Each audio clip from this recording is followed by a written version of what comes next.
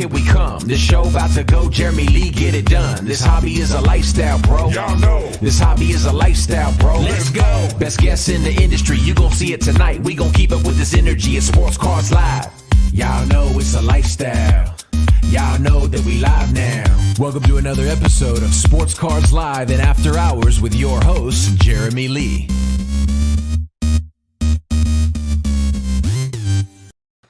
Well, all right, everybody, here we go. Welcome to episode number 150 of Sports Cards Live. It is Saturday night, July the 16th, 2022, and my name, as it has been for 149 episodes leading up, is still Jeremy Lee. I do want to thank Steve Cass of Tag Grading for joining last Saturday for the fifth and final episode of the Tag Reveal.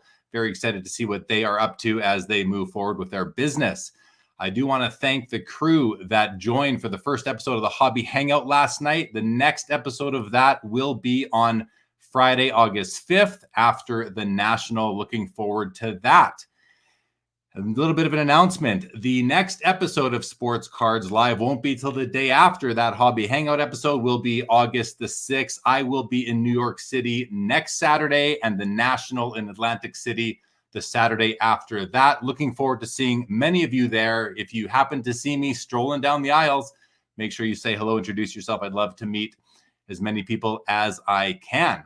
Tomorrow on Collectible Live, our guest will be Bram Wachter from Sotheby's. Excited to have him on the show. He is the head of streetwear and modern collectibles. Going to see what they're up to as they break into the sports card business. And if you are in New York City on July 25th, I will be at Bleecker Trading for their layover. They're calling it the pre-national trade night is being hosted by the folks from Card Ladder. I am excited to be there, see everybody. If you're going to be there in the area, come on down. Excited to see them and really excited to check out Bleecker for the first time. I do want to shout out Center Stage app. Download their app in the App Store for quick comps, whether you're walking through a card show or you are a vendor pricing your cards. It is continuously improving. Support them as they help to make the hobby better than it already is. I also would like to shout out Pristine Auction, channel sponsor Pristine Auction. PristineAuction.com is one of the most trusted sports card and memorabilia auction sites. Auctions on PristineAuction.com start at just $1 each day, and there are thousands of items available. They also have thousands of sports cards on their site in their weekly sports card auction, which runs Sunday to Sunday and has everything from vintage to ultra modern, graded and raw, singles and wax. Head over to PristineAuction.com. Use the code SCL when you register. You'll save $10 off your first order. And finally, I want to shout out the Hobby's Middleman Service. Trade Safe, your risk-free alternative for buys, sells from any social media or platform or marketplace. Trade Safe Hub makes remote dealing much safer than ever before. It is now fully digital. Check out tradesafehub.com. I want to thank everybody, all you subscribers, all you podcast listeners. If you are listening on the podcast, you might notice that I've started to put up the episodes of Collectible Live 3 at once the other day. I'm sorry for bombarding you podcast listeners with so much content, but hopefully you can get through them or pick the ones that are most interesting to you. Now, our guest for tonight, Leighton Sheldon, is running a little bit behind. He's not yet in the studio, so I'm not going to introduce him yet.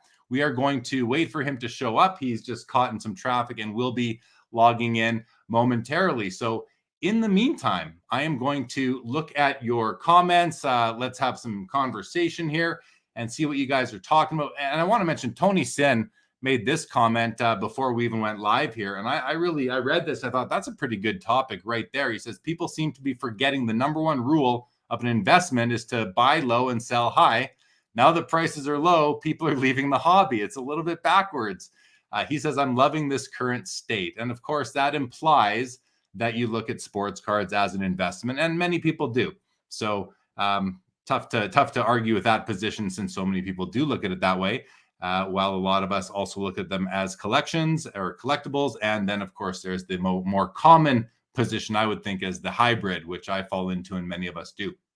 So good call out there, Tony Sin. And I'm glad to hear that you're kind of taking the contrarian approach here and doing some shopping right now.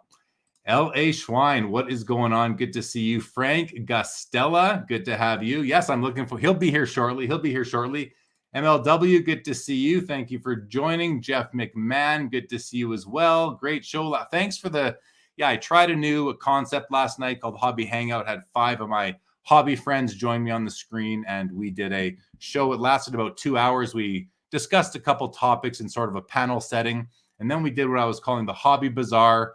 We each showed a bunch of cards, and some of them we had prices on, some we didn't, but it was really cool. I had everybody's Instagram handles on the ticker below, and if anybody saw a card that they were interested in, they could reach out to the panelist directly on Instagram and try and work out a deal. And we will be doing more of those. Good evening, Spurs Cards, Fire Sports Cards. Good to have you. Thanks for that. Rocco, good evening to you. Should be another awesome show with 2 of the best and most knowledgeable in the hobby. How is the new HQ Leighton? I will save that one for when he comes, Rocco. Let me star that. We'll bring that back up when Leighton comes. Tyler, good to see you. Says, been a part of Leighton's vintage breaks community for a couple of years, so I've been patiently waiting. Okay, well, we'll make sure he sees that when he gets here too.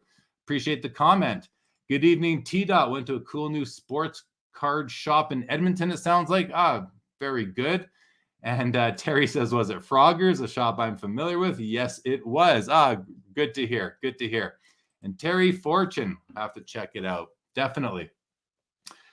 Lions Collectibles, good evening to you. So while we do wait for Leighton to get here, there's a couple of different things that we can do. One is you guys can put some comments in the chat, and I'll be happy to respond and just sort of engage in some discussion. I think, let me see if Leighton has written back yet. I'm just going to say ETA, and let's see what he says to that. If he gets back to me, he might be still driving. In the meantime, for those of you who watched last night, I did show a few of my cards that I was going to be taking to the National, which I will be going to, as I mentioned in the opening. And I pulled them out because I knew that we'd have a little bit of extra time while we waited for Leighton. So I'm going to show you guys some cards that I'm bringing to the National. Hey, people love to look at cards, right? If you're going to be at the National and any of these interest you, or you have any advice for me on what I could do with these cards, there's some that I'm not sure what I want to do with. The first group, I'm going to show you this group of cards right here. And this is pretty cool. I think it's a pretty cool set or group of cards. So what this is, I'll fan them out and just show you guys all at once if you can. So this is a complete set of 86 Fleer stickers at the back here, complete set with the Jordan. And it is basically every rookie card from the 86 Fleer set except for the Michael Jordan. And I managed to pick up this set in its entirety, minus the Jordan, locally over a year ago. And I just never did anything with it. And I'm thinking, you know what, I'll take it to the National and decide what to do with it there. Do I get some of these cards graded? Do I just trade them away? Do I try to sell them? What do I do with them? And, in my opinion, these are the rookies that matter, along with a couple of other cards.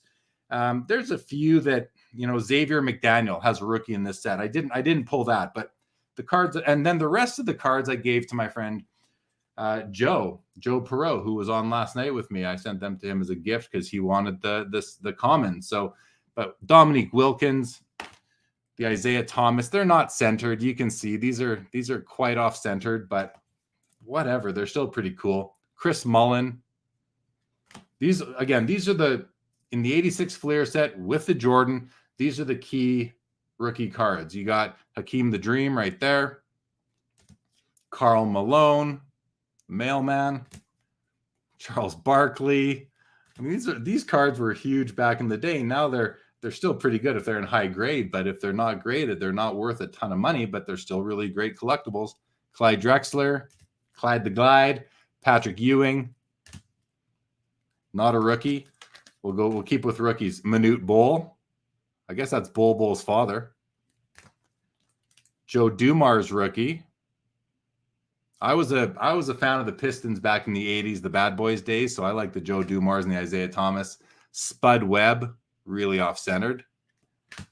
And then the last 4 aren't rookies, but they're deserving of being pulled. From my perspective, Dr. J right there. It's a nice card going in for a dunk like that. Right over Cooper. Magic Johnson. Kareem.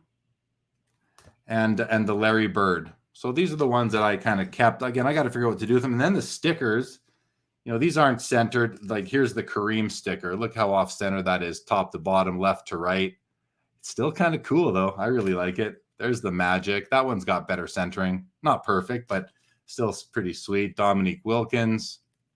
We got the Isaiah Thomas. Like these are all off center. I'll show you the MJ at the end. Hakeem Olajuwon. Alex English. This is a small set. I think it's only 11 cards. I think as I'm reading on the back. Number 3 of 11, Adrian Dantley.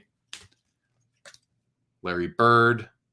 Like, look at the centering. It's not great. Not great at all. We got Dr. J sticker right there. A little bit low on the canvas. Patrick Ewing. A little bit up and to the right. The left, pardon me. And then the MJ. Here's the Michael Jordan sticker. So it's in like great condition, except for the centering. Top to bottom is definitely off. Any guesses as to what this would grade with PSA? Anyone have any guesses what this sticker? And obviously you can't see it. And I always say you can't grade a card from an image. Never mind a blurry photo through StreamYard here. But if I were to tell you that the edges, the corners, the surface overall are, say, 9 worthy, but with this centering, what does this grade? No qualifiers. No qualifiers. A couple guesses coming in. T-Dot says 8. I don't think so, T-Dot. I think it's too off-centered for an 8. Cardboard Max says a 6. I think that's more what we're looking at on this. I could see this coming in as a 6.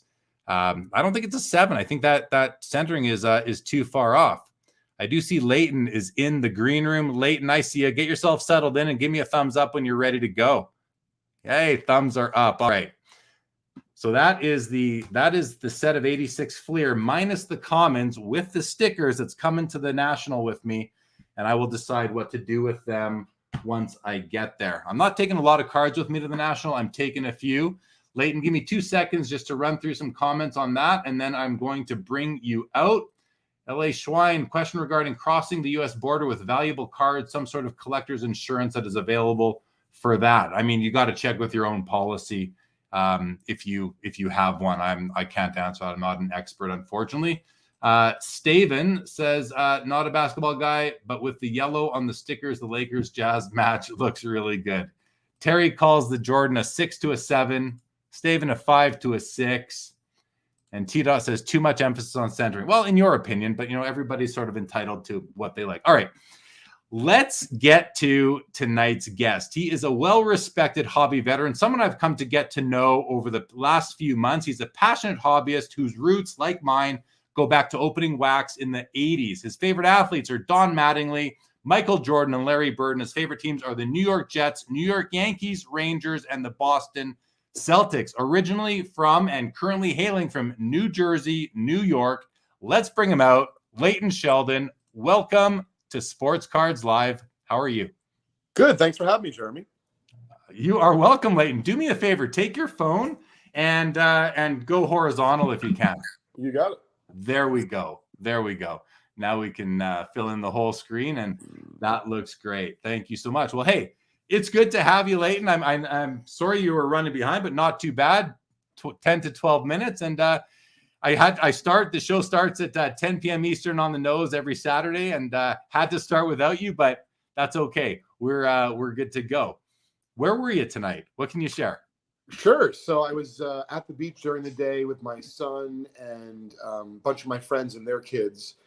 And so long story short, the shore is unpredictable in terms of traffic, and I didn't think coming back would have been an issue, but I guess there was some construction. And then, of course, I had my son with me that I had to put him to a very quick bedtime, no books. But, he was tired anyway. So, he knows I'm up here if I need him or if he needs me. But I do apologize for the delay, but I really appreciate you having me. Hey, no worries at all. No worries at all. If there's one thing I can try to do if the guest is late is carry on for a few minutes while we wait for you to settle in, get comfortable, and no pressure whatsoever. There were a couple comments that came in before you got here, so I'm going to bring those back up on the screen. And just to let you know, Rocco Rosado's here. He says, should be another awesome show with 2 of the best and most knowledgeable in the hobby. How is the new HQ, Leighton? So I'm not sure if he's referring to a new storefront or something else, but Why don't you speak to that? Sure. So we have been at our location in New Brunswick, New Jersey, about a mile from Rutgers College campus for about the last 14 years. And we recently moved about a week ago to our new offices in Millburn, New Jersey at 296 Millburn Ave. And the reason why it's substantial for us, Jeremy, and me personally, is ever since I was a little kid, I wanted to open up a card store. But, the time or the place wasn't right. And so for right now, the time was right. And so we leased a 3,000 square foot facility, or a little bit bigger actually, and about 800 square feet of it is going to be a new retail store from Just Collect and Vintage Breaks, right in the heart of downtown Millburn, just a few minutes away from the Short Hills Mall. And of course, we're going to have our offices there. We'll have our studio there, breaking for Vintage Breaks. So there's really going to be a lot going on out of this facility in New Jersey. So the long story short is our new headquarters are great, but we're still unpacking. So everyone knows what that's like. No doubt. No doubt. Very good. Thank you, Rocco. And Tyler says, I've been a part of Leighton's Vintage Breaks community for a couple of years now. So I've been patiently waiting for this one. And that's great, Tyler. Glad that you patiently waited. When I first started doing the shows, Leighton, I took yellow Post-it sticky notes and I plastered my wall right over there with all the names that I had targeted to come on the show. And I didn't really know you at that time. So you weren't on that round, but I got through. I basically knocked off everybody except for one person that I just never got. And then I put on a new group. And let me just take that off there right now. Leighton Sheldon comes off the wall. Well, I'm humbled to be here. Very thankful and super excited for the upcoming National Sports Collectors Convention. And we are going to talk about that, hopefully in some depth here, because I'm very excited about it myself. I'm going to ask you, as I asked everyone in the chat earlier. So I have this. Let me just even make this bigger if I can by doing that. Sure. So Leighton, and I'm going to take the comment off the screen. And this card here, if I were to tell you that that the corners and edges are 9 worthy as well as the surface. Sure. Centering, what do you think this would grade by PSA?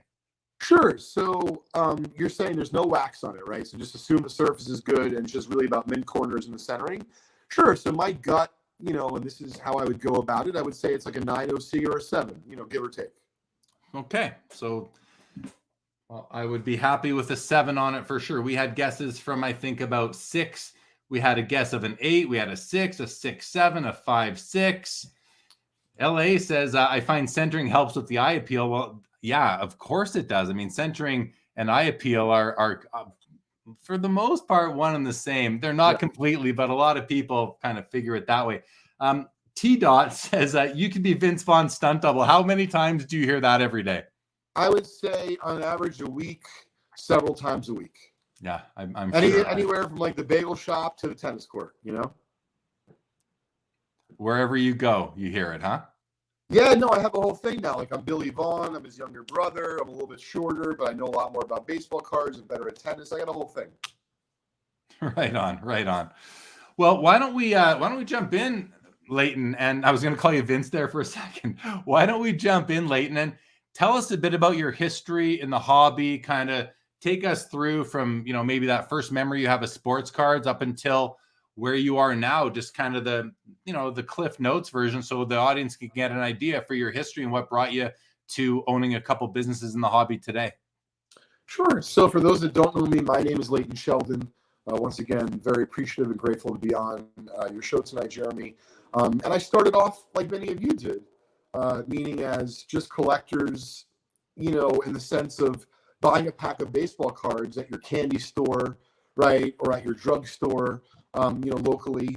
And, that certainly was the beginning stages. Also, probably like many of you, I was very into sports growing up as a young kid.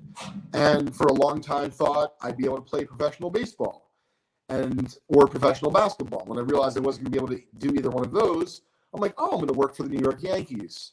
And when I realized going to Rutgers College that, for the path I was taking to work for the New York Yankees, you pretty much would have had to work for free and, One sec, Leighton. Your Sure. mic is staticky. There's something going on with your mic right now. So maybe if you have I can move it closer. maybe do you have a set of earbuds Yes, or headphones I do. you could try? Yes, I do, Jeremy. All right, great. Let's let that Yeah, maybe hopefully that'll that'll fix it. We'll just wait for Leighton to Great. Can you hear me a little bit better now? it's still staticky. Let's hear you. That's really weird because now I have the headphones in, and I'm just wondering if it's a connection in the house, but my internet says it's good. Why don't you do you mind just logging out and come on back in? Let's see if Absolutely. that'll help. All right. You got it. I'll be right back. Yeah, no problem. Sounds good. Sounds good.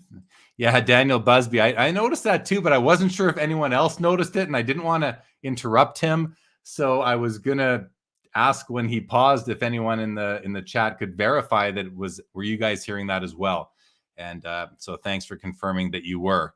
He is back. Let's see if it's fixed now. Say something. All right, testing. Hopefully, yes, we're good. We are good. It was probably the earbuds. Big difference. Awesome. Jake Dahl, what's going on? Good to see you. Okay, please continue with your history.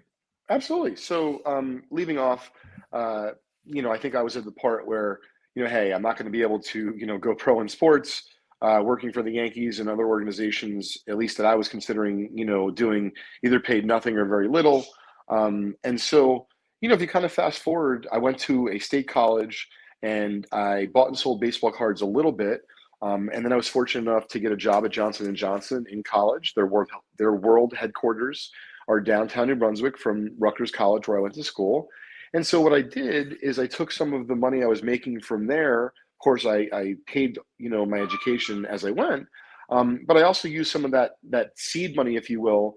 And as I like to explain to people, hey, even if you have cards that you make 100% or 200% on, if they only cost you a nickel or a dime, you're really not making enough absolute dollars. So what it allowed me to do at that age was, hey, take $1,000, turn it into 12 or 1,300, and even though the percentage was only 20 or 30%, which of course, depending on which market you're in, is a lot, is a little bit, but I was actually able to make, real dollars at that point. And so fast forward from there, when I graduated Rutgers College in 2000. Instead of going off into the business world in corporate America, I was fortunate enough to get a job working for Mark Murphy, the baseball card kid. And for those of you that don't know him or not familiar with him, he was kind of like the Steve Hart of Unopened before Steve Hart. And so Steve Hart of Baseball Card Exchange. Exactly. And so Mark kind of predated him. And I was able, if you will, to, not only have a job, but really pursue a passion. I went from there to work for Leland's for about 4 years for Mike Hefner and Josh Evans, may rest in peace, and learned a ton, had a great time, made a few shekels. And then, about, I would guess 16 or so years ago, started Just Collect. We really started off as a firm that was focusing on consignments to be sold on eBay. And we bought vintage cards a little bit. And then, the likes of PWCC and Probstein came along. And so, that consignment marketplace became very competitive. And so we decided to kind of flip it, and we did a lot more buying and selling and a lot less consignment. And to me personally, I found it a lot more exciting to kind of be a professional card treasure hunter, as opposed to just taking a consignment fee, from people's goods and selling them. And then about 5 years ago, at the National Sports Collectors Convention, I ran into the Case Break Pavilion, and, I was very interested in what was going on, intrigued, but also, didn't quite know where it was going to lead me. And so if you fast forward from there, I took my interest in what I thought was a wonderful, emerging space, meaning, case breaking, card breaking, however you would like to describe it. But I wasn't necessarily into, all of the modern things I saw going on, but I saw a lot of possibility maybe in the vintage market, and thus the name Vintage Breaks was born. And, we really were opening up packs from, the 1950s, 60s, and 70s, long before anyone else was, even going as far as to do breaks with, athletes and former Hall of Famers. And now we just do everything having to do with vintage, including set breaks, like a 1952 Topps baseball set break that we recently listed on our website at vintagebreaks.com. So that's kind of the long story short, Jeremy. Yeah, no, that's great. just by you going through that, you kind of triggered a couple of questions in my mind that I feel like you can provide some nice insight and history into a couple of things for myself and the audience, and especially anyone who kind of came into the hobby in the last, I don't know, 5, 6, 7 years or less. The first one is, you mentioned that you started Just Collect as a consignment business, and then PWCC and Probstein came along, and those guys scaled up pretty quickly. And so I would be curious if you could sort of share your perspective, your insights into what that consignment landscape looked like before it really blew up. If you were doing it before they were, like what was it like back then, and what was it like for you and everybody out there when those two companies really started to scale up? Sure. So, very interesting question, Jeremy. First and foremost, before PWCC and Probstein became a force, I wouldn't say you could charge whatever you wanted, but the notion of getting 20, 30, 35% as an eBay consignment fee, and some of your listeners might be cringing and say, well, that's crazy. Well, in an emerging space where there wasn't enough people offering the service, and yet there was a ton of demand, I couldn't have in my wildest dreams, and I don't know that Brent would really say, the same thing, or Probstein would disagree in the sense of, I don't know if anyone saw being able to, do the kind of scale and achieve, the kind of numbers that, Brent and Rick and his teams, have done.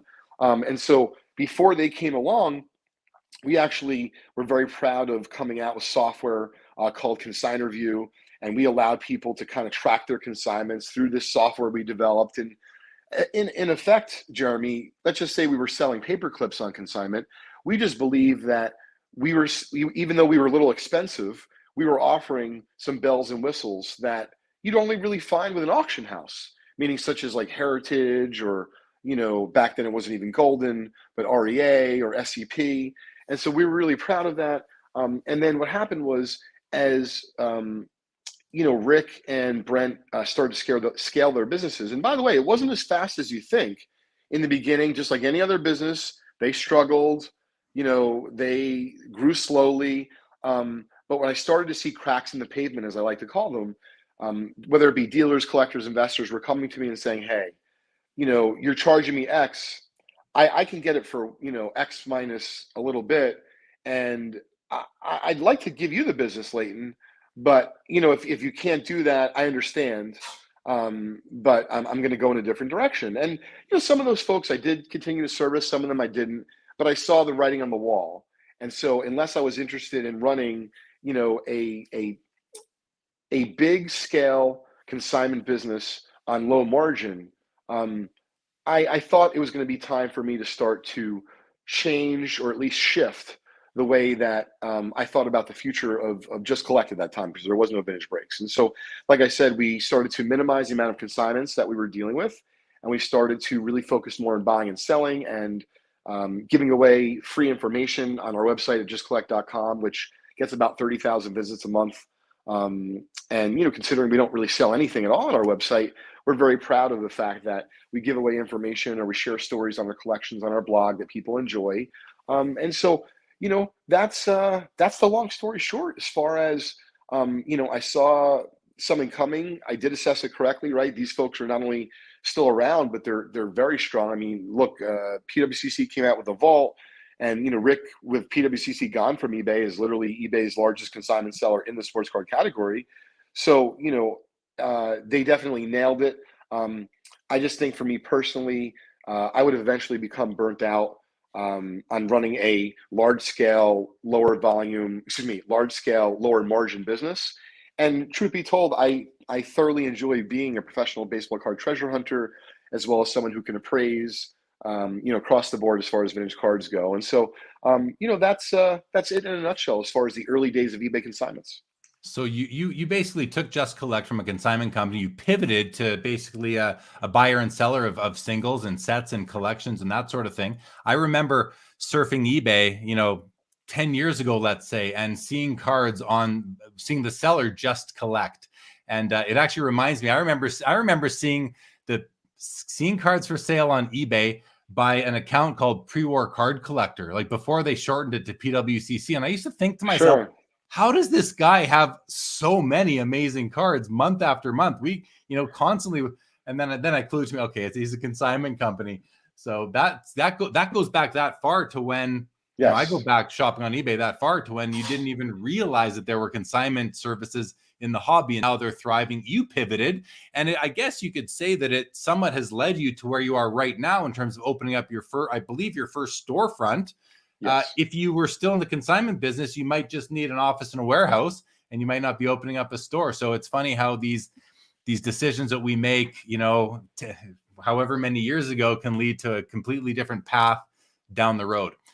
The second thing I wanted that you mentioned was you went to the National Sports Collectors Convention, and you happened upon this new case break pavilion. And as you said, you noticed it, you were interested in it, but you got into the business, but you got in a very smart way, I think, because you came out of the gate with a major differentiator being, you're going to do this, but for vintage product, whereas everybody else is doing modern product, well, ultra modern product, if not this month's product for the most part. So were you nervous at all about that in terms of, is there going to be a market for a vintage breaker? Obviously there's, it's not the way the hits fall in a vintage product is not the way it is today. How did you assess sort of the potential for success of being a vintage breaker versus coming in with modern stuff? I'd love to tell you it was well thought out. But truth be told, it was really all coming from passion. And so, as I started to have a few more dollars, as the years, went on, I thoroughly enjoyed opening up like maybe 1 or 2 vintage packs at the National. And what happened, Jeremy, is like my friend Rich Miller from Sports Collectors Daily would come over and he would cover it. There was no vintage breaks. There was just me opening the pack and having some fun. And all of a sudden, a year later, we do the next year's pack at the next year's National. And I would look at the previous year's video and it have 17,000 views. Like, wow, that's a lot. And so when I took a risk and I went about it a little bit differently, I didn't necessarily think it was going to be a big business. I didn't. I just thought it was going to be interesting and it would be a passion project. And even if it meant I only went live Tuesdays from 7 to 8 o'clock, I was going to have fun with it. But what I didn't anticipate was the amount of people that were already in the breaking space, that were already yearning for this kind of experience. And then there was a lot of new folks coming into the breaking space that had no idea about modern or vintage. And, there's a number of things, without making this a sales pitch for vintage breaks, that I believe makes breaking with us a unique experience. And so if you're ever interested, please check us out. We are on YouTube 7 days a week. We now break on Whatnot as well. You can find us at youtube.com/vintage breaks. But everyone gets something in all of our breaks. And as you mentioned, you're right, Jeremy, the vintage packs or boxes, they don't yield the same type of hits at the same type of frequency, as modern breaks do. But, listen, if you drink vintage wine or fine wine versus wine that was just, bottled up in the last year or 18 months, for those of the people that are in the know, they know the difference. And so I guess we cater to an audience that really appreciates vintage. And we also have people that come over from the modern breaking space that one reason or another, they're either burnt out, they're looking for something new or a change. And they, as you have suggested, they didn't even realize maybe that this existed. And so they don't necessarily become a customer right away, but they become a watcher. They consume the content. And what we found is that, when someone gets in our pipeline, whether it be they spend a few dollars or a few $1,000s, whatever the case may be, or anything in between, they don't come, fast. They take their time. And we like that because usually our customers, when they start to engage with us, they're there for the long haul. Right. And so, that's the summary of, I believe, how we started. And I'd love to tell you it was all well thought out and calculated, but truth be told, we just picked up natural momentum. And listen, we did have some really big hits that kind of put us on the map, nationally, like the Mickey Mantle from the 1955 Bowman Cello Pack that we pulled in Cleveland a few years ago. We were on ESPN, and then we got interviewed by the Washington Post. And, that card was part of a buy-in that was $500 per spot. And that card recently sold at public auction for over $350,000. Wow. Yeah, that's a big prize for whoever came Yeah. away with that card for sure. That's some life-changing money potentially right there. Definitely. I want to ask you about your own collecting pursuits, your own personal interests. You mentioned earlier that it came from passion, and I'm wondering about your passion for collecting for yourself. But before we get there, I want you to talk about these set breaks that you do, because this is, most people, when they think about group breaks, they think about, you buy into a box or a case of some product, and you're getting a team, and you get all the cards from that team. That's kind of the standard way that breaks are done now. But you do these vintage set breaks, and you have one going on right now. Tell us a little bit about, how did you come up with that concept? Did you come up with it originally? Were other people doing it already? I've seen it here and there. It might have just been yours, but how did that kind of come about? Once again, love to tell you that it was calculated and well thought out, but I think it was just really a matter of considering what was making us successful at vintage breaks. We liked the notion that everyone got something in our breaks. In other words, if we break a 12-card cello pack, we didn't do it by division. We don't do it by team. We would do it by the card, because it was such an expensive proposition. We wanted to make sure that everyone at least got a card to break. And then when we started to look at the numbers, Jeremy, in regards to, once again, for example, like a 1952 top set, you can't find a pack of that. So it was almost like backing into, how do we offer a break of 1952 Topps cards, but yet we can't find a pack, or we can't get a pack and offer a break in an affordable way? And then it just dawned on me what's really great about a set break. And for those of you who do not know, for example, in the case of a 1952 Topps set break, there's 407 cards in that set. So in a set break, it includes one card of every number in that set, okay? And once the set is completely sold out, so if you buy one spot, that means you get one card. If you buy 10 spots, you get 10 cards. But we won't give away any of the cards from that set until the entire set is sold out. So in this case of the 1952 Topps set, it's 407 cards. Once we reach 0 spots left, we will then probably give people about 24 to 48 hours notice, and we will take all the numbers in the set. We will take all the participants in the set. We will randomize those lists for you live on our stream. And then we will go through and literally show one at a time, this card number goes to this person, this card number goes to that person. And in some cases, when you have a big hit like the Mickey Mantle, we'll call someone on the phone. We try to get them live on the show, because it is a very exciting experience. But in the case of the 1952 Topps set, it is a little bit of a pricey break. It's $395 per spot. But when you consider that a quarter of the set are high numbers, and that the Mickey Mantle, Jackie Robinson, and Willie Mays in the set are all well north of $10,000, and the Mickey Mantle's probably, I don't know, $30,000, $40,000, $50,000, depending on who you ask what a PSA 1's worth, depending on the day of the week or which auction. It's really nice to know that no matter what, you're going to be having a chance at getting the Mickey Mantle. Whereas if you open up a random pack from any year, modern or vintage, you're not guaranteed anything. So the idea with the set breaks was you're going to be offering value and guaranteed hits, because every set, depending on which cards are in that set, are going to be given away. And obviously, there's going to be plenty of folks who get a common, right? We want to make sure that your audience knows this is not just all glory. You don't only have winners. You have people who are going to get a common card, and they're going to, quote unquote, be down money or lose money in a break. But what I like about it is everyone knows the proposition.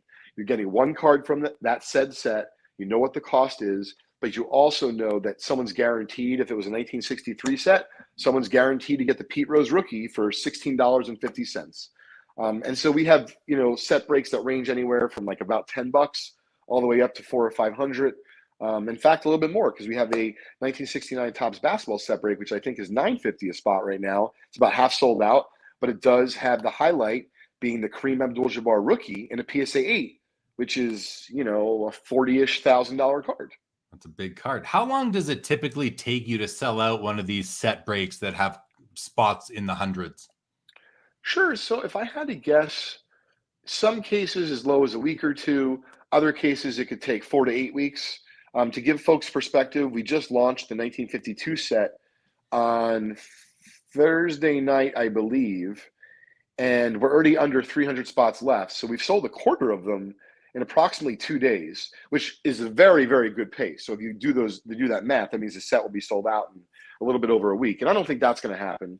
At the same time, it is, the national. There's a lot of fever in the air, excitement, and so that's just roughly, it could be as quick as a couple of weeks or a week, and it could be as much as 4 to 8 weeks, depending on the price and the amount of spots in that set. Sure. I like that, you're saying 4 to 8 weeks sort of is at the long end. And I think that's important just to sort of manage people's expectations that if you buy a spot in the first couple of days, you may be up to 2 months away from knowing what the result of that. And you just have to, that's just part of the experience and part of the process. And I'm sure you lay that out on your website, or people know what that proposition is when they're buying a spot. Let's go to a couple of comments here about this.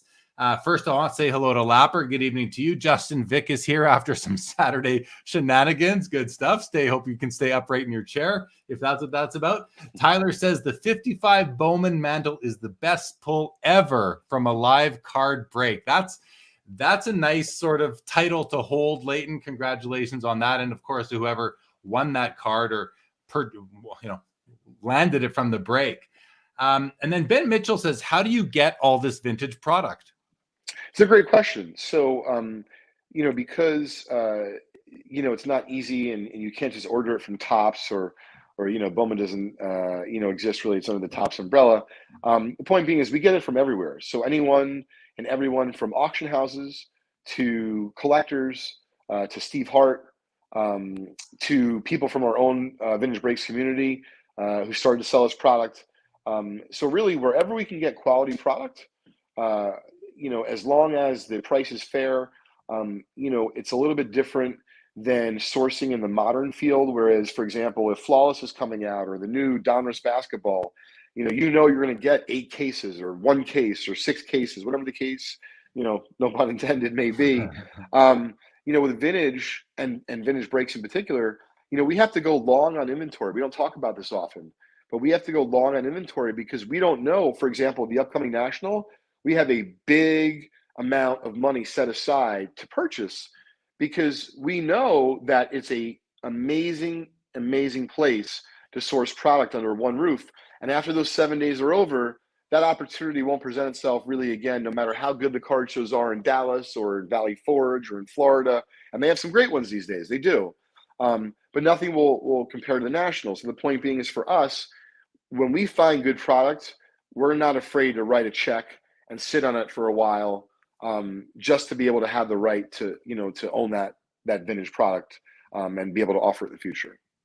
All right, on. Okay, I'm gonna thank you for that. I'm gonna bring up a question from T-Dot, but then I'm gonna supplement it with some of my own sort of a question, if you will. So he says, Vince, for Vince Vaughn, do you feel like cards have become a pseudo scratch and win game? And I want to couple that with the future of breaking. You're in breaking, and just kind of get your thoughts on where breaking is or can go in the future, especially with these services out there like Whatnot, Loop, Card Shop Live now. I know eBay's looking to potentially get into that business. So, along with what T-Dot says, is it basically a lottery ticket, which perhaps it is in some cases? Where do you see the future going? Sure. So let me answer the first part, which is about, is it being a pseudo scratch and win game? And I think that as collectors and as people, as human beings, you decide for yourself, through your behavior. So if you're someone who comes in every night and you have an itch and you spend money that you don't have, well, to me, that sounds like not only do you have a problem, but yes, that's the scratch and win kind of game mentality. But I also think on the flip side, there is really wonderful opportunities for, I'm making this up, Minnesota Twins collectors to buy into team breaks and have access to a 10 case break of the new Bowman's Best Baseball and for them to track down all of the Minnesota Twins cards, not only would it maybe not be as advantageous economically, certainly wouldn't be as fun. And so I think that there's kind of like there's everything in between that, which is, you know, folks who are a little bit serious about making the, you know, or getting the big hit, but then also still collectors at heart, all the way, like I said, to a Minnesota Twins collector. And on the flip side, someone who's coming in, you know, 7 days a week, multiple times a day. They go across different apps, like you mentioned. Yeah, I think in that case, or in those cases, folks are looking at it more of, like, as you said, you know, a lottery or a situation where they're gambling, if you will. And as far as the future of breaking, it's anyone's guess, right? But with Fanatics coming in and effectively controlling a lot of or much of the pipeline for new products, I think it's going to have a good effect, at the very least, on the standards that are going to be required to be a breaker. And this is by no means directed at anyone in particular, but there's virtually no barrier to entry right now to become a breaker. And as someone who writes a big check every month for rent, for overhead, for insurance, for advertising, and we're constantly growing, I don't begrudge someone who comes in with no overhead or, you know, whatever the case may be. It's just they have things that maybe, you know, make it work for them. But I think long term, if you're asking about where I believe the future of breaking is going to be, I think that they're not necessarily going to have the same rules in the future. So what I mean is, for example, if you have a card shop and you know how to present yourself in a way that is appealing, that is well received by the general public, and you can be an A-star breaker, for example, maybe you'll get flawless. But if you're someone who, you know, breaks out of your college dorm and you can hear trucks backing up half the time, and the other half the time there's vulgarities, right? Or you know, whatever the case may be, you'll still be able to break. That I'm convinced of. But you may not be able to get product at the same distribution, the same price in the future, because I believe that through, you know, normalizing and having some standards in the breaking industry, I think this is the way they're going to do it, and they're going to cause people to shape up or kind of get dropped off, and they're not going to get as much or get any, you know, good product allocation. I mean, let's face it, like, breaking has come a long way from it being a basement sort of business. You know, of course, there were the outliers, the more professional outfits that were doing it, but it's come such a long way that even the National has a humongous area dedicated to it, and card companies now configure products to serve the hobby, to serve group breakers, making sure that a group break is going to provide as much value as possible, or the proper hit ratio and all that. So I think it's interesting. And I like Justin Vick's comment right here. He says, I'm not buying hobby boxes, so I appreciate the breakers getting the singles onto the market. And Leighton, that is my exact sentiment. I don't participate in modern group breaks. It's just not, I've done it in the past, but I don't do that right now. I also don't open a lot of product. I open maybe a couple boxes a year, if that. So I am very grateful, just like Justin Vick is very grateful for the group breakers, the group break customers who are entering into these into the breaks, releasing these cards from their package prison and putting them out there into the public, so that, you know, the sharpshooters like myself can go out and add them to our collection. So I think that's pretty cool. I think the same thing goes for a set break too, right? Because when you have a complete set of cards, you usually don't want to break it up. You want to keep it together. And there might be a lot of people, even some of your customers on your 52 Tops baseball break, you know, somebody might pull card number, I don't know, 335, and it might be a high number common that no one has seen a nice copy of for a while. You're going to put it out there. The person who wins it might not want it, and they'll go to sell it, and someone's going to fill in that page in their binder with that card. So breaks really do help move cards around and eventually find what hopefully is a permanent home. Does that kind of resonate with you? Oh, very much so. You know, especially, and this is a shout out to the modern breakers that do this. I think team breaks are awesome. You know, especially for, you know, like the non, you know, super expensive teams, depending on which, you know, rookie is hot in that year. Because if you think about it, right, if you were going to buy all those cards across all these different sellers, and have to pay shipping and take the time.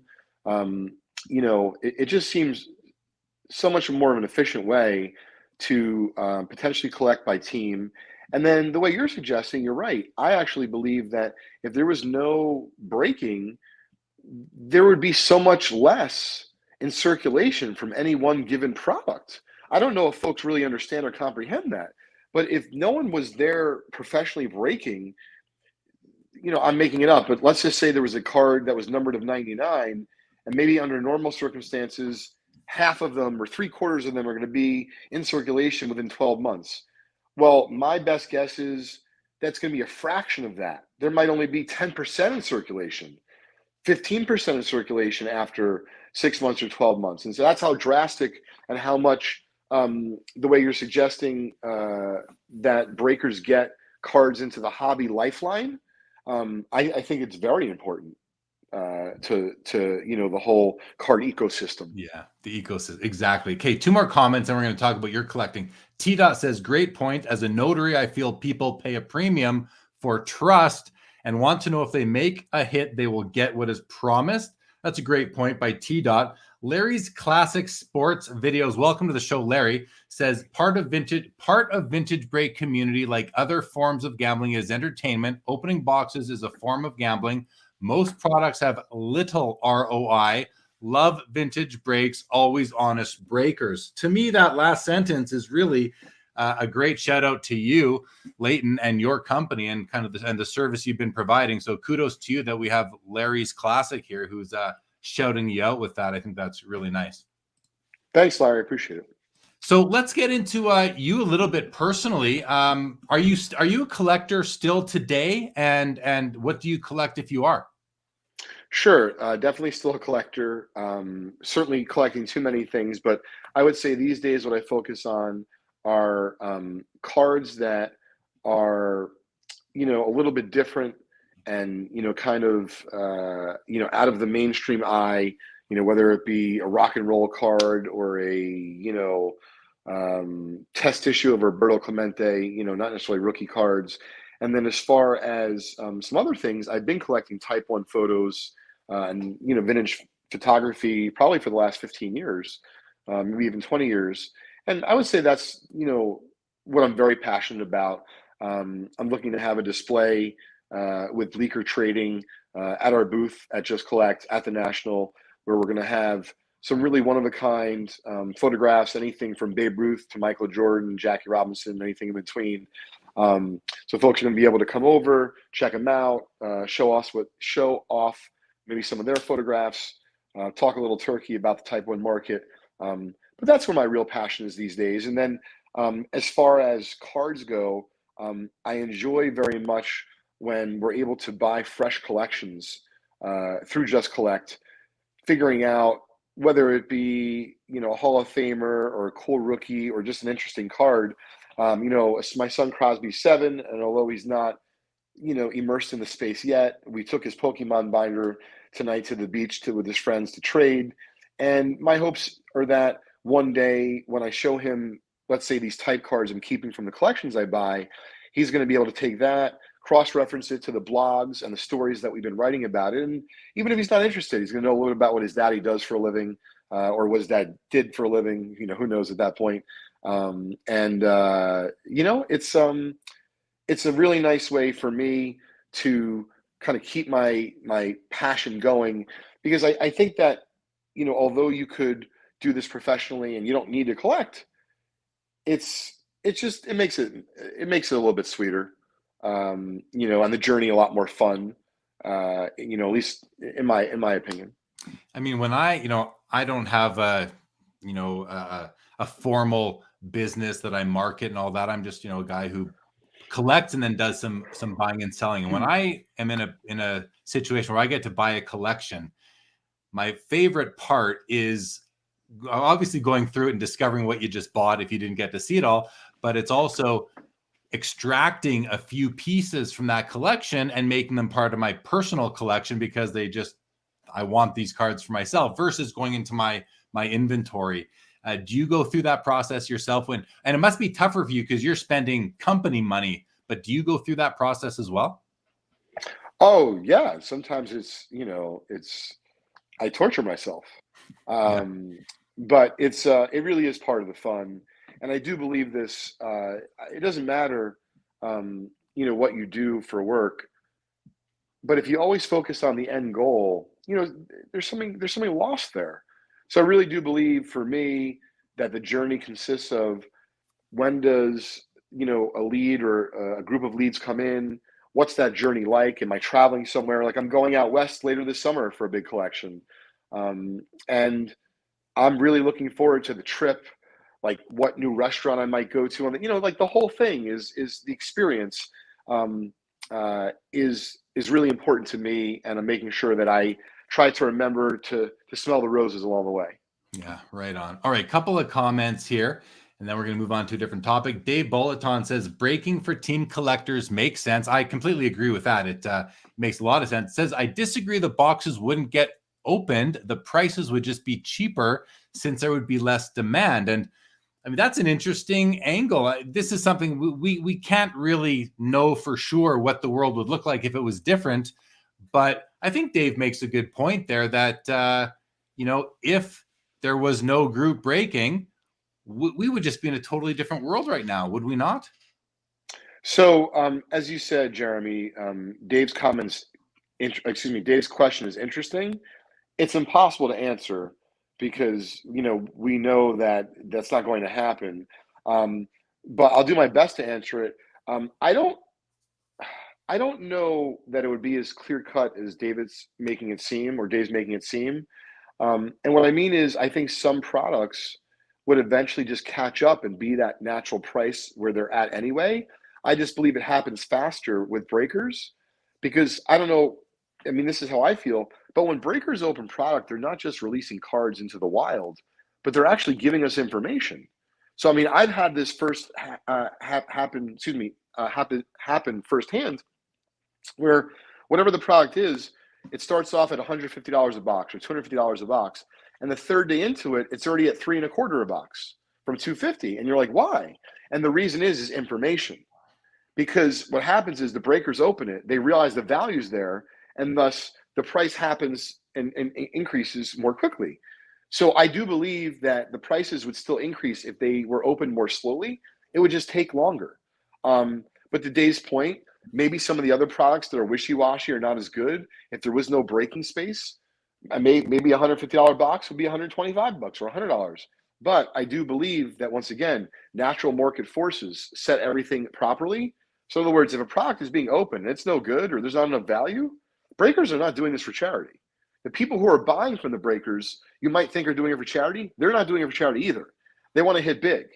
So there is, I don't agree with David in the sense of, I just believe it's happening faster with the breakers because the information is just being realized more in real time, versus if these boxes sat on the shelf for extra months or years. I think it ultimately would find its price. It would just take longer, meaning its actual real price.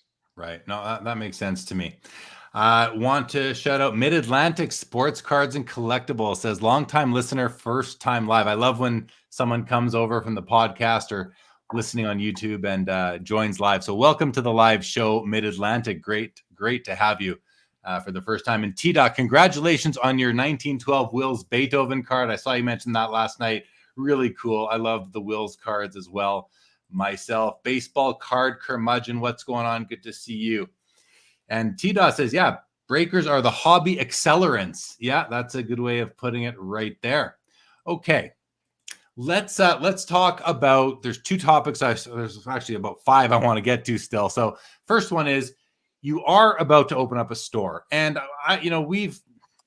this is episode 150 of Sports Cards Live tonight, along with all the other shows that I do. Had a lot of people through here and a lot of people in the chat over the last couple of years. And I've often heard people ask questions about what, would you recommend opening up a store? Is it worth it? How do you get product? All this stuff. Now, you are somebody, Leighton, who, I mean, listen, you're a stalwart of the hobby. You've been around a long time. You're a well-known guy. Despite that, I have to assume opening up your first storefront, you've had some struggles. There's a journey involved with opening up a card shop. moving from one location to the other, especially if you're in it for years and years, that's a pain in the butt. Can you just tell us a little bit about the journey that you have undergone from whenever you started planning your new storefront up until where we are now, and when is it set to open actually? Sure. So we'll start with your last question first. We're very excited to announce that the grand opening of our new Just Collect Vintage Breaks retail store will be on Friday, September 30th. More details to come at the National. We'll be releasing more information as well as on our website. But you are right, Jeremy, that there's been absolutely challenges and it's been different than what I'm accustomed to. And the best way I could describe it is, although it is a card shop or a card store, it's nothing like the current businesses that I've been running. So it almost feels like a new business, meaning I'm getting a point of sale system. There's different security questions and issues, insurance. We had to do construction on the space. I mean, these were not normal things that I had to deal with, at my previous office I was at for almost 15 years. Admittedly, it can be overwhelming. And so what I'm trying to do is have a schedule, right? Have dates, have goals. And the number one goal for us was to move out of our old office in a timely fashion, which, we did. It was a struggle because it was a lot of physical stuff, and get that moved over to the new shop. And we also wanted to set as a goal, for example, to be breaking from day one out of our new store and office as far as Vintage Breaks goes. And we were, but we sacrificed not having our Just Collect retail store open yet. And the reason why we did that is because I only have two hands. And a lot of my team is stretched to the max. And so, one of the things that has been very humbling is learning about these new, goals, these new tasks that need to be taken care of. And I have that much more respect. And this is a shout out to each and every successful or a hobby owner that just is grinding it out. It does not look easy to me in the sense of the prep. If you're committed to your craft and you're investing for not just the now, but for the future, I mean, this is, it's not a baseball card store like the way we remember in the late 80s or the 90s.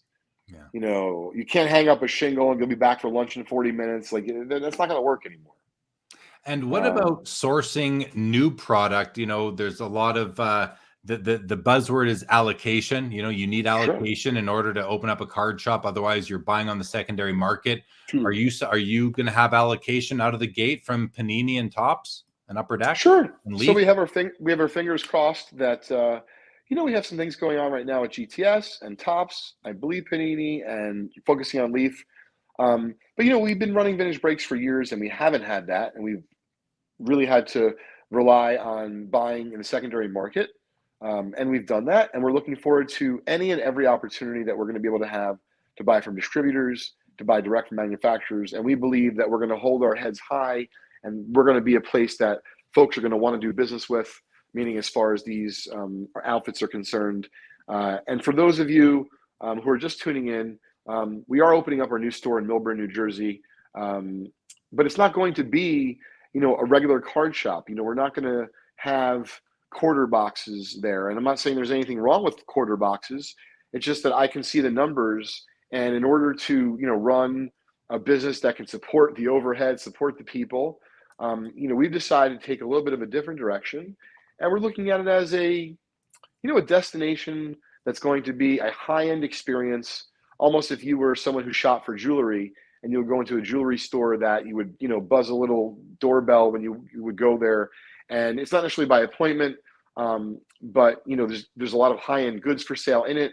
However, we're going to add that cigar lounge type of feel with lots of amazing memorabilia around. And so what we're hoping is we're going to leverage our new store, secure relationships with the likes of GTS and others, and we're going to be able to offer high-end vintage cards 7 days a week for sale directly to consumers and the end user.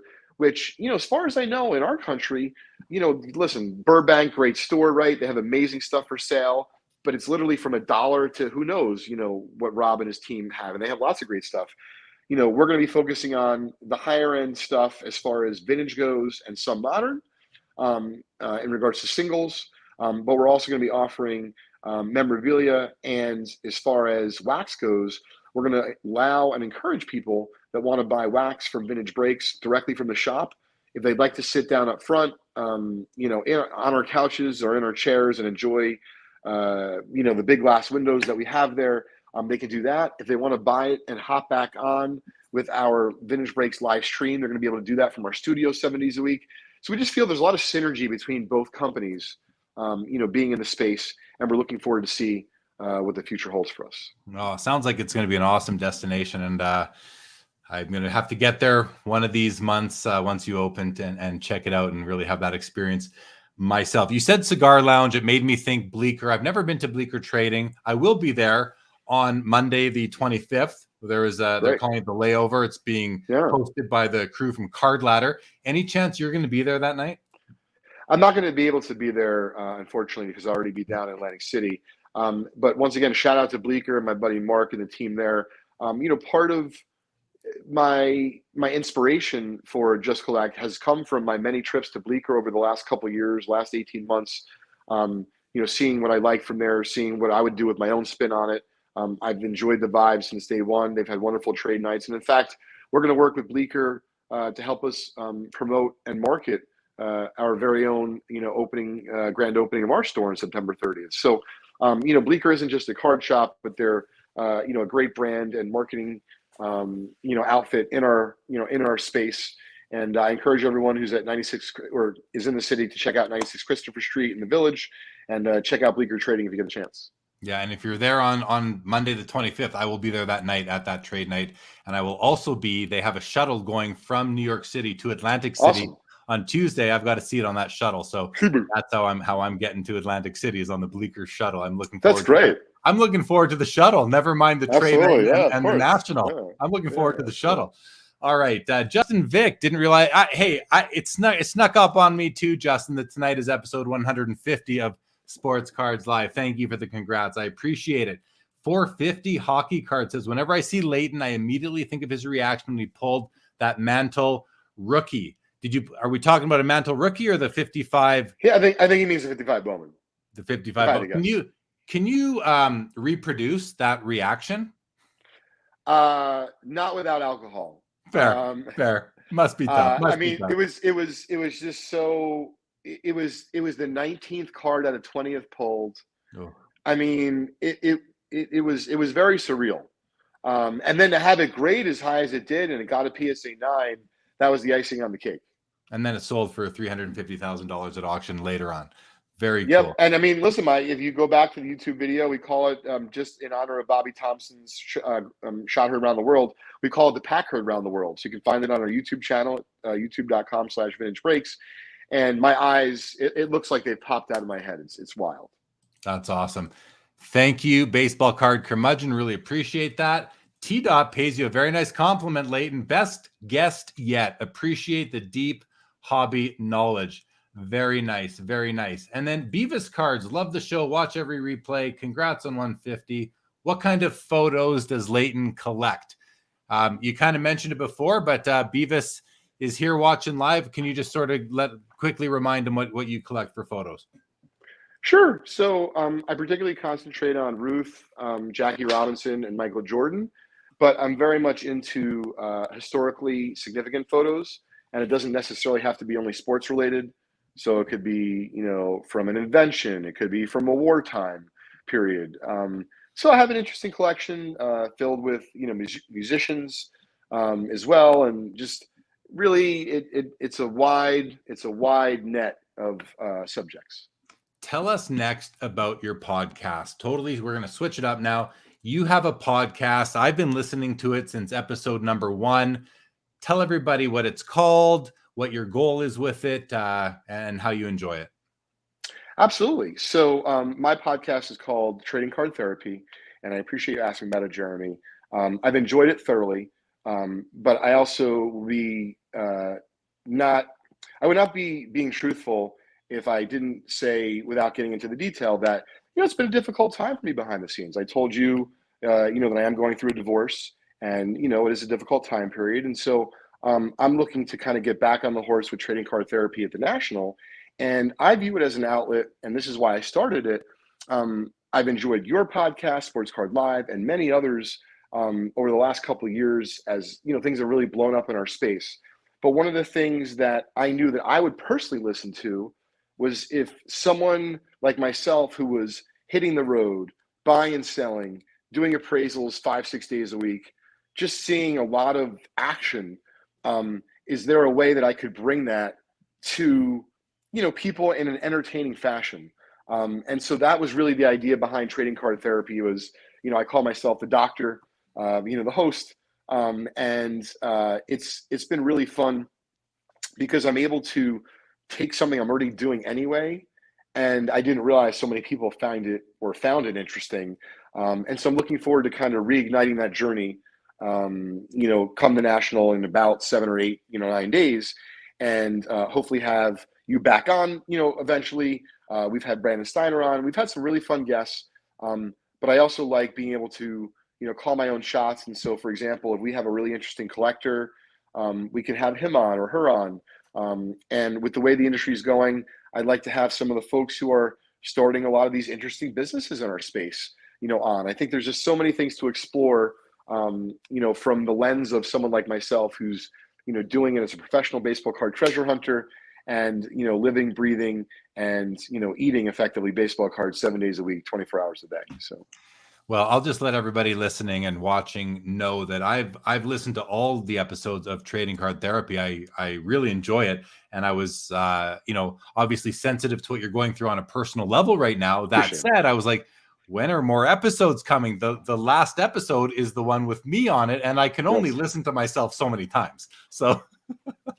So I'm ready for some new material on there, and I'm come August, I'm sure we'll get some. So that's good to hear. Let's change it up again here. Prices are down in the hobby right now. I think everybody sort of recognizes that, but I want to know, and you talk to a lot of people in the hobby, as I do. How has that affected you, Leighton? Has it affected the way you're running your businesses? So. Two-part question. How has it affected you, this new stage of the history of the hobby? And it's really recent. It's actually even, you and I met in person, I think for the first time at the Mint Collective. You actually sat on a panel that I moderated, and that's when we met and built some really nice rapport. Since then, the hobby has changed. Since the end of March of this year, the hobby has changed. So the question is, how has this current state of the market impacted you, and how do you feel and how do you think it's impacted the greater hobby overall? Sure. Well, the first comment is the market's definitely down. So unless you've been sleeping under a rock, the average price of cards where they were in March to where they are today are down. However, the run up was incredible before that, and I do believe that right now there's still many pockets of high-end, mainly vintage, some modern, that if it's the best of the best, or if it's something that hasn't seen the light of day in a while, those types of cards can do really well at auction or private sale. And in terms of how it affects me, I would say it's mostly on when I get new leads in, or if someone's asking me to assess their graded card collection and they want me to make an offer, they might have had someone assess it 60 days ago, 90 days ago, 30 days ago, and it might be 15 to 40% less today. And, some folks, it's a bitter pill to swallow. And so what I always tell people is, hey, unless you need the money, right, there's no reason to sell today. If you do need to sell today, well, then, I can understand why it's a frustrating, situation. But I do believe in the long-term viability of just common economic sense. And so Fanatics, if nothing else, and there's no other, business movement, has shown that they're going to be investing a lot of money in the space. And so to me, there's going to be an influx of demand over the years to come. I don't know if it's going to be steady increase, if it's going to be, this and then this and flatten out. I don't know. But I do believe firmly there's going to be an increase in demand. And if there's an increase in demand, It means that prices are eventually going to, I don't know if they're going to reach peak levels again. That's not what I'm suggesting. I just believe that if demand is there, the prices will follow. And so I think right now, demand was super high, but it was also super high during, I mean, I don't trade Bitcoin or any of that cryptocurrency, but when you have people who made an incredible amount of money on paper, it made sense. If they were starting to diversify, you could get into cards or you can get into other types of collectibles. So I just think we're in this awkward spot right now, which you're also talking about $5, $6 gasoline. You might say, like, well, how does that impact card prices? Well, at the very least, it causes less people to go to a card show locally.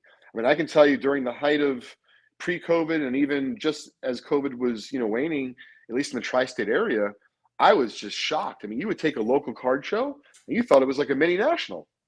And right now, I don't believe it's only related to card prices. I've gone to some of those shows recently. Lot less cars in the parking lot. Interesting. Really interesting. I think as far as, the prices, you put it really well. You said the average value of a card has come down. That's a great way to put it, because there are still some cards that are breaking records. There are some cards that haven't been impacted, but many have been impacted. So I like that. But one thing, and I want to know if you agree with this, one thing I believe is that when the market becomes more challenging, and I'm not sure if you can hear me right now, Leighton, because I lost your visual. It might be that you received a phone call or something. So I'm going to ramble for a moment and wait for, actually, I'm just going to hold that thought and wait for Leighton to come back on the screen, hopefully. And there. Yeah, sorry about that. My son has a condition. It's called congenital hyperinsulinism. And so I was just checking on his sugar, and I realized that when I minimized this, it didn't like that. So I'll figure out a way to do that in a minute or two. No, you check on your son's insulin when you need to. We will pause. We will pause for that. No problem. No problem at all. What I was asking though was, do you agree with the fact that we are in a down market, but I believe in a market like it is right now is much more challenging for the flipper now than it was, up to say 3 months ago, and for the 2 years leading up to 3 months ago. I believe that the savvy hobbyist will be able to still thrive in a market like the one right now if you really understand the hobby. And that goes from understanding the personality of collectors and investors to understanding the structure of the various sets, understanding the rarity, scarcity, importance, iconic cards, all these things. Do you think that and not for someone who's in business as formally as you are, but for the I think people refer to this as like the Pelican case crew. Do you believe that people like that? I believe that the savvy will survive and thrive, and that if you're not as savvy, you just don't have as great of an understanding, you might not be able to be as successful in the market the way it is today. Does that make sense? That makes a lot of sense. I think that if you're savvy, it doesn't matter what space you're in, you're going to come out eventually in the wash, and you're going to move forward. But I would say that right now, if you have a small margin for error, I would be careful. So back when things were really hot, you could have bought something and very easily got out of it. But I think beyond, prices, let's say being down now on average, another thing to always look at is liquidity. And so when you see less people, meaning dealers, being active as like they'll buy everything from you, and now they want to be a little bit more specific about what they're buying, that contraction of liquidity would be also concerning to someone like myself. So I'm very conscious of not just prices, but liquidity. Yeah, no, that's really well said. I think it ties into a little bit of what Dave is saying here. He says folks are no longer impressed with the numbered cards and definitely have turned their back on these event and non-game worn stuff. I mean, I agree with the second part of that people, and it comes back to the whole, the cliche. It's become cliche now that the hobby has gotten smarter since we realized that a population in PSA 10 of 20,000 is just too many for the market.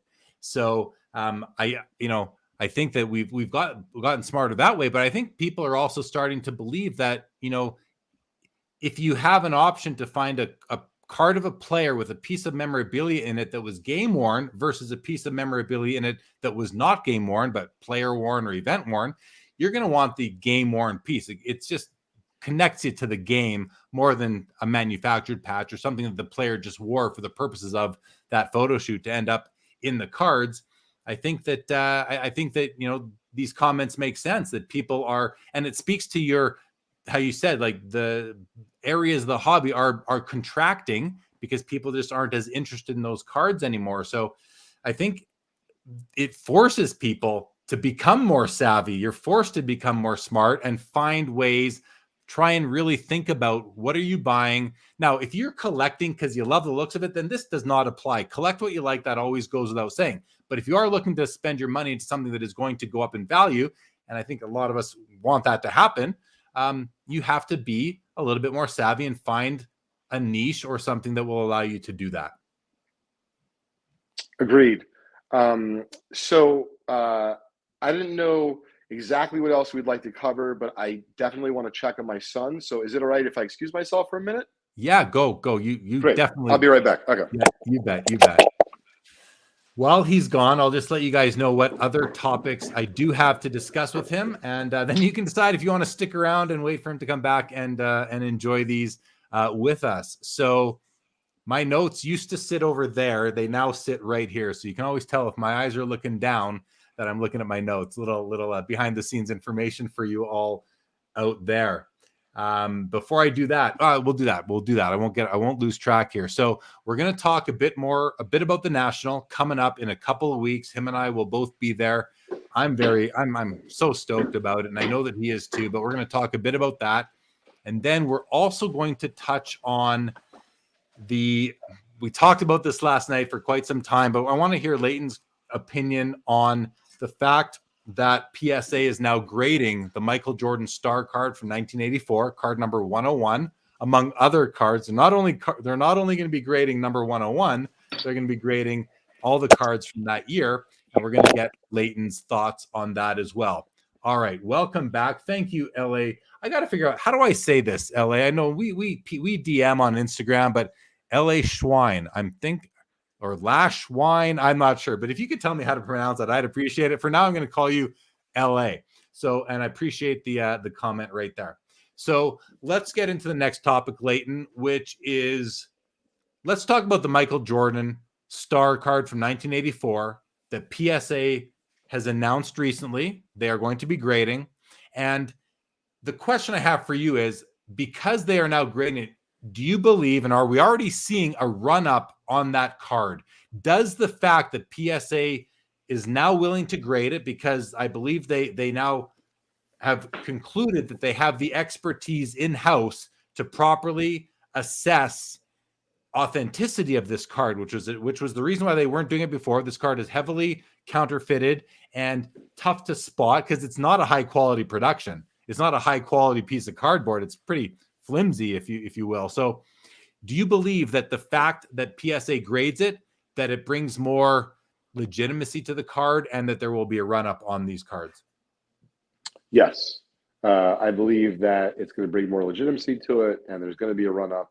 And I'm not even saying it's warranted. I'm just saying it's going to happen. And the reason it's going to happen is because PSA is the world's largest grader of trading cards. So if the world's largest grader of trading cards is now going to be grading a principally important card, such as the Michael Jordan star rookie, you know that the prices are going to be higher on average, not necessarily permanently, but at least in the short term. And I believe in the long term as well. You know, the star Jordan rookie is very limited. It's very hard to find in high grade. And do not underestimate the power of the PSA set registry. So every Michael Jordan collector who was on the PSA set registry is going to need a Michael Jordan star rookie now as part of that run. That's right. So even if you don't collect the star set itself on the registry, you'll still need the Jordan. And, you know, I haven't been on the registry in a little bit, but I bet you there's no less than 150, you know, Michael Jordan PSA set registry collectors. excuse me, player registry collectors, and they all need the Jordan Star. So, I mean, there can't be any more than, a few thousand of them. So back in the 80s at some point, Beckett magazine, Dr. James Beckett himself, and I'm sure his team defined what a rookie card was. And they also came up with the concept of the XRC. I believe it's the extended rookie card, I think is what that means. Where do you fall personally? Do you believe that the 84 star Michael Jordan is a true rookie card? Or do you believe that the 86 Fleer is the true rookie card, or somewhere in between? I would say I have a couple thoughts. The first one is I believe the Star Jordan's a great card. Yeah. Like, no matter what you want to call it, it's a great card. I agree. Number two, I don't know exactly what this means or how I feel, but I know growing up, I enjoyed opening packs of cards. And I did open a few 86 Fleer packs, but not many, as a young lad. And I think that inherently or principally for me, if you are not able to get a card out of a pack, that means something to me. Does it mean it doesn't count? No, that's not what I'm saying. It just feels like a different card. That being said, part of the reason why I placed the Jordan Star Rookie a little bit different, and I don't penalize it as much as a card that you couldn't get out of a pack, is because it was part of a series. This is the way the NBA had cards in 1983. This is the way the NBA had cards in 1984. So this is not a special, regional Oscar Mayer Wieners test issue. No, this is the way the NBA made basketball cards. And I can even feel it as I'm saying it. And for full disclosure, I do have a few Star Jordans in my collection. I don't have anything super high grade, so I'm not trying to move the market in any way, shape, or form. I think it's important these days to, clarify what you own. And I do own several 86 Fleer Jordans. And I think that's a great card. But I do see why folks who argue, myself included, well, this card is not pulled out of a pack. You're right. A lot of, let's say, regional issue cards, maybe they were on the back of a milk carton or a hot dog container or something like that. And I think that's very relevant. But I think this is a little bit different, in the sense of this is the way that the NBA made their basketball cards for several years during an extremely pivotal and important time. And so for that, I have no qualms with anyone who wants to call. And remember, if you call the Jordan rookie his rookie, well, then the Stockton Star rookie is his rookie, the Dominique rookie, you know what I mean? And to be fair, I've been buying those cards for years for just personal enjoyment and getting them signed as like their true signed rookie. So, my heart says to me that it's their rookie cards. You don't have to like it or agree. It's just, that's how I feel. Yeah, no, you make some great points. And a big issue is that if the hobby accepts the Star 101, number 101, as his rookie card and the other Jordans in that series, if they accept one or all three of them as his rookie card, what does that do to the 86 Fleer? Because is Beckett, who still publishes price guides and has RC designations, are they going to change the XRC to the RC? And if they do they have to delete the RC from the 86 Fleer? If all of a sudden the hobby accepts the 84 as the rookie, then the 86 can no longer be a rookie card too. It came out 2 years later. So that's going to hurt, I think, financially or value-wise, everybody who owns an 86 Fleer Michael Jordan. Now, I don't own an 84 Star. I do own an 86 Fleer, and I'm willing to get hurt. Like if Beckett changes the designation, then I still love the 86 Fleer Jordan. It's still a magnificent card, even though it's very easy to attain because there's so many of them. But what is that? That's a big fundamental change in what is, I believe, a top 5 iconic card in the whole hobby. So interesting there. A couple other things I just want to address. You mentioned the fact it didn't come out of a pack, like a true blind pack. It came out of a cello pack, but you knew what was in it. So, but back then these things had to be regionally distributed, and all these other criteria that Beckett outlines as to what a rookie card is. But back then that was more important. Now with the internet, it's easier to distribute cards, like all, made to order cards, or, Tops Now and Upper Deck E-Pack, and these different mechanisms they use to sell and distribute cards. I don't know that it's so important anymore for a card to be widely distributed. The other point that you made as well that I had never thought of before, and came up in a chat I'm in, Frankie 3500, a good hobby friend of mine. There were no other options in 84, 85 for basketball cards. This was the only option. And like you just said, that's the way that basketball cards were made in those years, were these star cards. So regardless of how they were distributed, it makes sense to me that a large portion of the hobby is going to start to consider the 84 star, a true rookie card. I'm okay with it. I think a lot of people aren't okay with it, but that's okay. At the end of the day, they're both amazing cards. They're both worthy of our collections, whether they have a couple letters because Beckett puts them next to their name in a magazine or not. I'm like, who cares at this point? I just think they're both great cards. With that, let's go to a couple comments that have come in on this topic. So we're going to go to, here we go. We got lots of stuff coming in here. Thank you, Lashwine. I appreciate that clarification. We're going to talk about the National shortly. M-Perk. Mid-Atlantic says, I'm a star collector. The Star group, I guess like a Facebook group, did a poll. Only 15% said they plan to crack and cross over from BGS. 80% are happy with what they have. That's nice to hear that they're happy with what they have. Beavis says, did a Star employee keep printing cards for years in his garage, or is that just a bad rumor? I don't know the truth. I don't know if that's a rumor or not, but I've heard similar sorts of rumblings. Do you have any insight, Leighton? No, I don't. Fair. Justin Vick says it's a rookie card, baby. Yeah, you're going to get a lot of people who agree with that. Beavis says Star, not pack pulled. But then what about cards you buy in briefcases? Well, that's a pack. It's a pack in the form of a briefcase. So there you go, Beavis. Very good point, but not as good as it might once you start thinking about it. No offense to Beavis on that. Mike Zier says, I think it's important these days to clarify what you own. Perhaps the best card quote ever on YouTube. There you go. Mid-Atlantic says the pop report will artificially increase because the grading companies don't do a good job canceling one when it crosses over. That's completely correct. Tyler says it happened a year ago. The Star would have become the hottest card in the hobby. If it happened a year ago, the Star would have become it still might become the hottest card in the hobby, despite it's happening now. There's still a lot of hardcore collectors in the hobby today. Staven says, regardless if it becomes a true rookie, I think 86 Flair will still be incredibly popular, much like 52 Mantle as the top card in a major breakthrough set. You're right. That's a great comparison over the 51 Bowman. Leighton, your thoughts on that analogy? I mean, I think that the 86 Flair MJ is not going anywhere. It's part of an iconic set.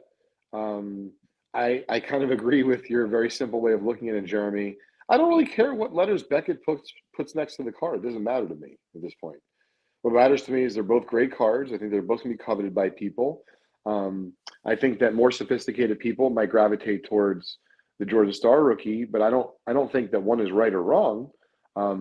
But the Jordan Fleer is a lot easier to obtain. So for those who want scarcity, they're going to probably gravitate towards a Star.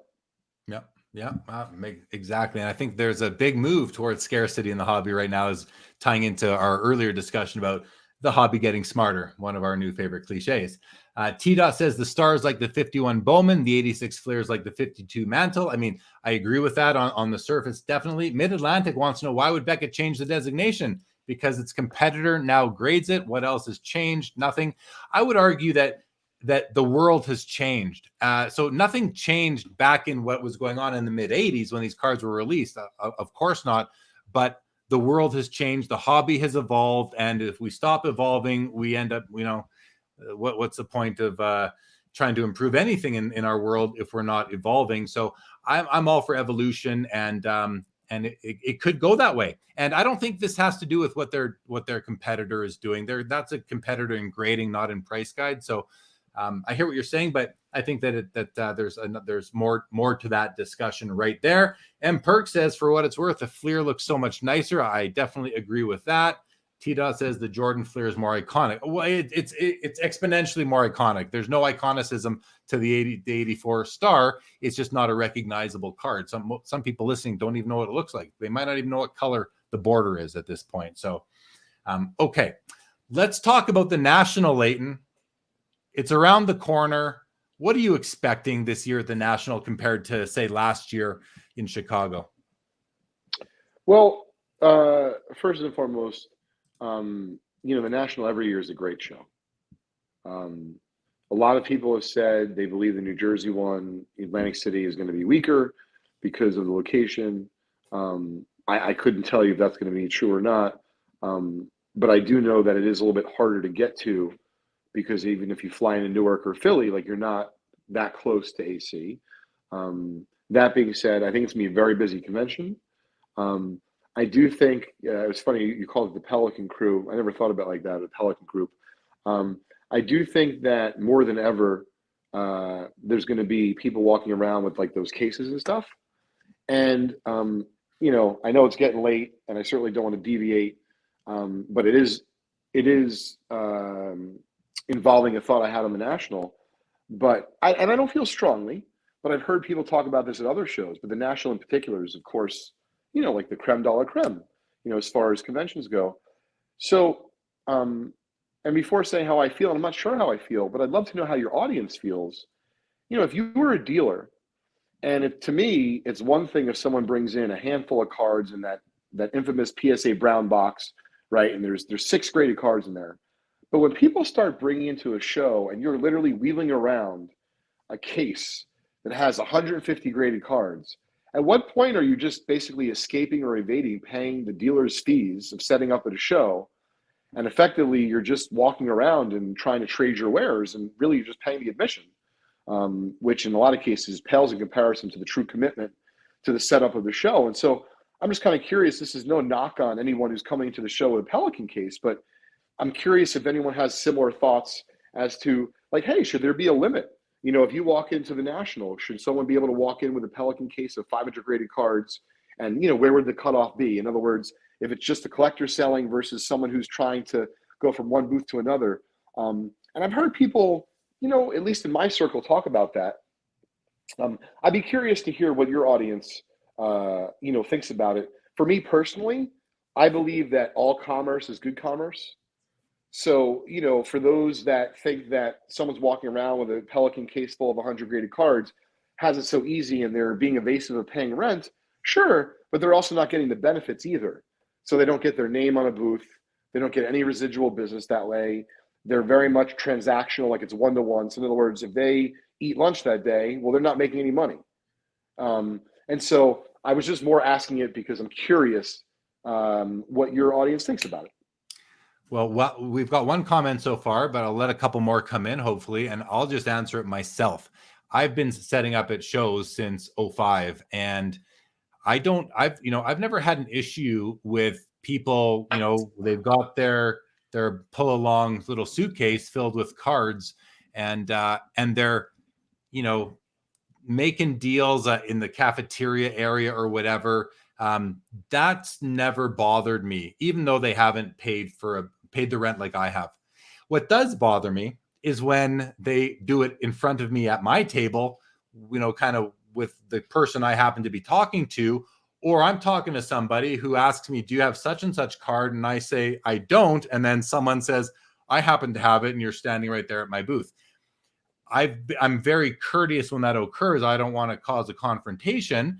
And I'm like, well, I don't have it. I want the customer to find the card they want. If I can't offer it to them, I'll usually direct you to another vendor. But I'd rather have the option to direct you to my buddy vendor 3 booths down who I know has that card versus you buying it from another customer at my booth who isn't paying the rent. I want the opportunity to send you to somebody else who has paid their freight versus you just buying it off someone who paid $10 to get in. So I hear you on that.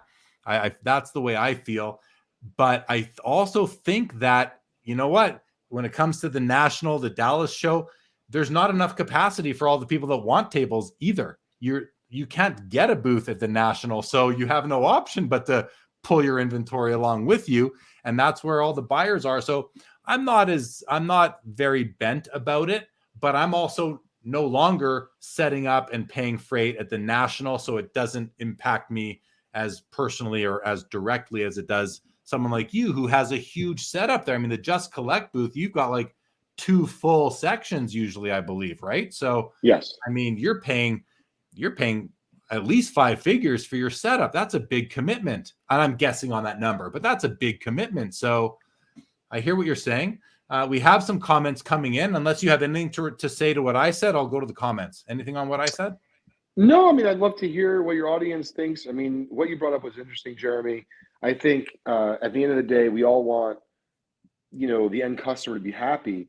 But I like the way you put it. If it was up to me, I'd probably refer them to another dealer versus, having them transact in front of my booth.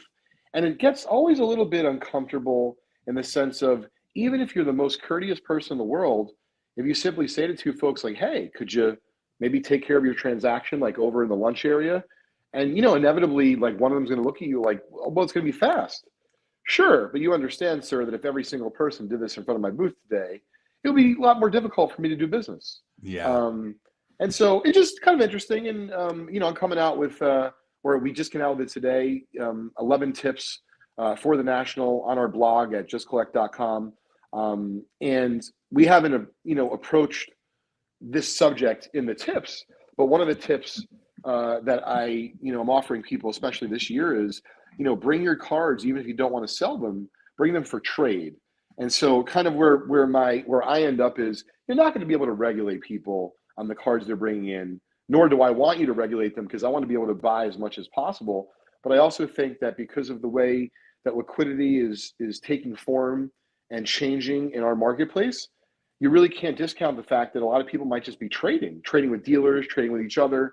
And so my best advice is to everyone is just try to be courteous, treat other people how you like to be treated, and understand, whether it be Jeremy, myself, or others that set up at the national or other big conventions, forget about the expense that's involved. Everyone's time is absolutely limited. So no matter how much money you have in the world, the one thing you can't buy more of, at least that I know of, is time.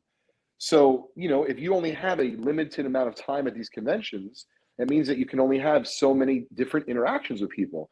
So try not to hurt other people's chances for as many interactions as possible is the best way that I can put it. Yeah, really well said. That's why when I'm set up at a show and, I never say no to anybody when they say, do you want to see my cards? Especially if they're a kid. I always want to see a kid's cards, no matter what they're carried in. I will always take time to look at a kid's cards. But when somebody wants to work on a trade, 6 cards going one way, 8 going the other, I don't have time for that at a card show. That could take 45 minutes. And when you're a one-man show at a single booth, you just can't commit that kind of time. Okay, let's look at some of the comments on this topic. James Fertitta says, agree with that point. If you want to sell cards, you should have a table. Ian Undercover says 50 slabs or under should be considered personal collection. I mean, I understand that. It's a pretty arbitrary number, but I get where you're going with that. Nico says, I think it's fine to bring your own cards so long as it's not disruptive from a space perspective. What Leighton was just saying, it should be like luggage on a plane. Maximum size limit of your case applies. Yeah, I could see that. Justin Vick says, it would concern me if I bought a table, but it might be hard to regulate if they buy on the floor and then try to flip them. Definitely hard to regulate. Yeah. T-Dot says only vendors should be able to sell on the floor. I mean, that's to other patrons. I could see that, but people bring cards to sell to vendors, and then it's how do you regulate? But I get what T-Dot is saying there.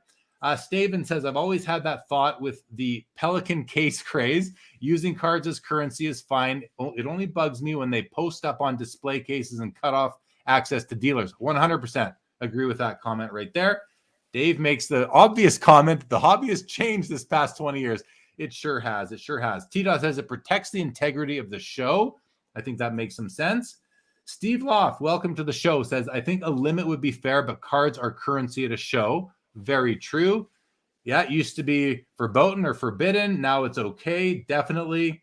The hobby lacks a lot of professional courtesy, says James. I think that, that's a good point. And I think that goes for any industry anywhere. There are people who just don't have that, a level of class or just really being aware of what's going on. All Valley says the fact that you'd have to say that just proves how out of touch some people are. Yeah, that's exactly right. DR, good evening to you. Just watched the movie Where the Crawdads Sing. It was powerful. Where the Crawdads Sing. Nice to hear. Terry Fortune says there should be a designated trade area for those third-party transactions. Is that not what trade nights are all about now? You know, I agree with Terry that, like you said, Leighton, go do it in the cafeteria. Trade nights allow for this now. Lee Haskins owned the 5x7 Star Court Kings. Very nice. And James says, or how about have the show charge a fee if you want to bring in cards and split it across the dealers? A lot of admin there, but and tough to make sure you have 100% coverage. But yeah, great comments, everybody. Thanks for that. Did anything there, Leighton, stick out to you that you want to touch on? Nothing in particular. I think it was really great that your audience thought it was, an interesting question, because there's really no right answer. It's everyone's opinion. And I just think that if everyone can go to the show, listen, it's like boarding a plane, right? You're all going to the same place. So just be courteous, not just to dealers, but be courteous to everyone. Try to hold the door for someone. If you have an extra granola bar and you see there's a long line, maybe offer it to someone. I think that everyone's going to have a great time at the show. You be safe. You try to bring cash if you can. If not, make sure you can pay electronically, because a lot of dealers will take that. Cards are currency. So, I always tell people to bring extra cards, because even if you aren't going to sell, if you find that Grail card and you don't quite have the funds, you might be willing to relinquish one of your other cards that you might have thought was untouchable, because if you're ever going to find a Grail card, it will be at the National. So, make sure you do that for yourself as a collector, as an investor, whatever the case is. I did want to say that my phone is pretty much almost out of juice. So I wanted to make sure if there's anything else in particular we'd like to cover, that we did that. Yeah, no, thank you for letting me know. We are at the end of the agenda that we had sort of planned, that I had planned. So that's great. If your phone dies, it dies, and we'll chat in the next couple of days just to debrief a little bit. But I just wanted to add that a lot of people meet at the National to consummate a deal, and they're often going to meet on the show floor because that's where they know they're going to see each other. How do you stop that from occurring is one other sort of issue I would have with that. But I'm excited for the National. We're going to learn a lot more. We'll have a lot. You're going to be behind the booth. I'm going to come hang out with you for a bit and see you and just check out your wares, of course. And looking forward to seeing you in a couple of weeks here, Leighton, at the National. I'm good, man. I'm actually good. I got nothing else on my mind right now. We're at an hour 47, so we are able to end it. Couple of final comments. Skeppy wants me to share the Pringles. I'm not eating Pringles tonight, Skeppy. DR says people keep bringing cards for as long as dealers keep buying or trading with sellers. Most times the dealers are getting a sweet deal. And then there's a comment right here. T-Dos says when non-vendors sell to customers, fraud goes through the roof. And I think there is risk of people bringing in counterfeits, and show dealers, I believe, show dealers and promoters, it should be top priority for them, for the integrity of their show, to do what they can to ensure that there are no counterfeit cards coming through their building. I think that's very important. Bobby Burrell, great to see you, buddy. Thank you very much. Glad you enjoyed it. Mike Zier, good to see you. Thank you so much. And with that, Leighton, you hang tight right there for a moment. Everybody else, tomorrow, 7 o'clock Eastern, Brom Wachter from Sotheby's will be joining me on Collectible Live on this YouTube channel.